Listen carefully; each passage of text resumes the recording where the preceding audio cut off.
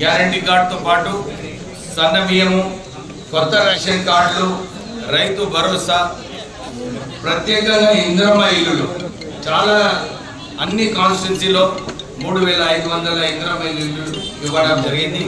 అందరు కూడా నాయకులకు అందరికీ కూడా నేను ఒక రిక్వెస్ట్ చేస్తున్నాను, మీరే ఫాలోఅప్ చేయండి. ఎవరైతే అనర్హత ఉన్నారో వాళ్ళందరికీ కూడా ఏదో ఒక సాయం చేసి మనము వారికి ఇల్లు బేస్మెంట్ వరకు కట్టేది అవసరం ఉన్నది. ఎందుకంటే మా చాలా చోట్ల నేను మెదక్ ఇన్ఛార్జ్ ఉన్నాను, చాలా మటుకు ప్రజలందరూ కూడా బేస్మెంట్ వరకు కట్టుకోవడం జరిగింది. రాష్ట్ర ప్రభుత్వం ఇమ్మీడియట్లీ నిధులు వారికి అకౌంట్లో వేయడం జరుగుతుంది. అలాగే వంశీ గారు ఇంతకుముందు మీటింగ్లో చెప్పారు, వచ్చే 3-4 నెలల్లో ఎక్కువ నిధులు టీఎఫ్ఐడిసి నుంచి ఇంకా మున్సిపాలిటీకి 16 కోట్ల రూపాయలు నేను శాంక్షన్ చేసి తీసుకొస్తాను అని చెప్పి వారందరికీ కూడా మంచిగా పనిచేయమని చెప్పి సూచన ఇవ్వడం జరిగింది.